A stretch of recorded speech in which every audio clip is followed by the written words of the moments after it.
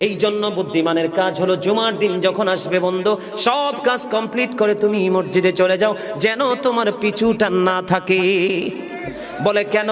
আমাদের দোষের কিন্তু বন্ধু শেষ নাই। জুমার দিনে মুসল্লিরা যায় সবার পরে এবং বের হয়, ইমাম সাহেব যখন ডানে বামে সালাম ফেরায়, মনে হয় যেন বন্ধু বিশ্বযুদ্ধ শুরু হয়ে গেছে, কার আগে কে রে বার হয়ে যাবে। অথচ আমার নবীর আদর্শ নিয়ে আমি আজকে ওয়াজ করছি বন্ধু।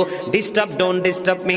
তোমরা আমি বললে আওয়াজ দিবে, নয় তো চুপ করে আলোচনা শুনবে, কারণ আজকের সময় অত্যন্ত গুরুত্বপূর্ণ।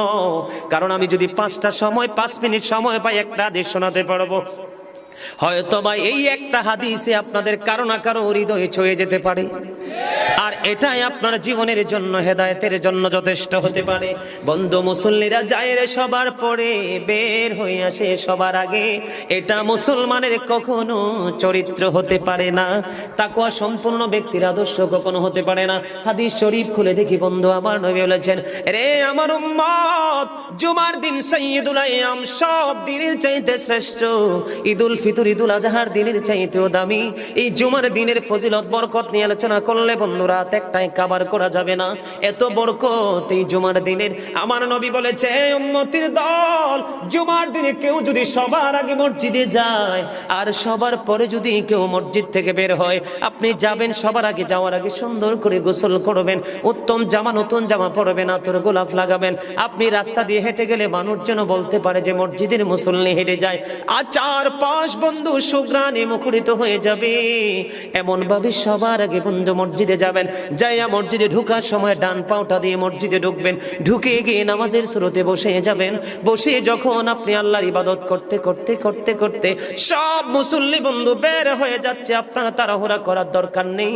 কারণ মনে রাখতে হবে, আসছি সবাই যেমনি একা একা, আবার যাব একা একা, হিসাবও দিতে হবে একা একা।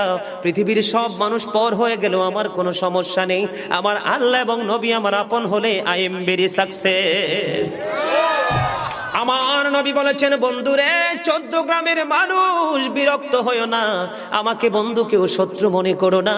আমি তোমাদেরকে জাস্ট উপদেশ দিচ্ছি, মানা না মানা তোমাদের ব্যাপার। হেদায়েতের হাত কিন্তু আল্লাহর কুদরতি হাত, আমার কাছে কিছু নেই। আমি শুধু উপদেশ দিব, ইনস্ট্রাকশন দেব বন্ধু। নবী বলেছেন, সবার আগে তোমরা মসজিদে চলে যাবে, বের হবে সবার পরে।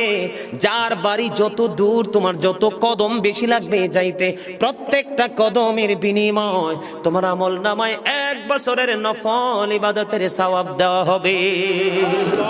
বন্ধু, হৃদয় খুলে শোনো, যারা মসজিদে যাওয়ার অভ্যস্ত আছে, বেশি বেশি করে মসজিদে যাও। গাড়িতে চড়ে, অটোতে করে, রিক্সাতে করে যাও না, প্রয়োজনে 15 মিনিট আগে হেঁটে হেঁটে মসজিদে আসবে। প্রত্যেকটা কদমে কদমে তোমার গুনাহ ঝরতে থাকবে।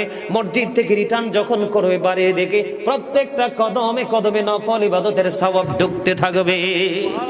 জোরে জোরে বন্ধু সুবহানাল্লাহ, আর জোরে সুবহানাল্লাহ।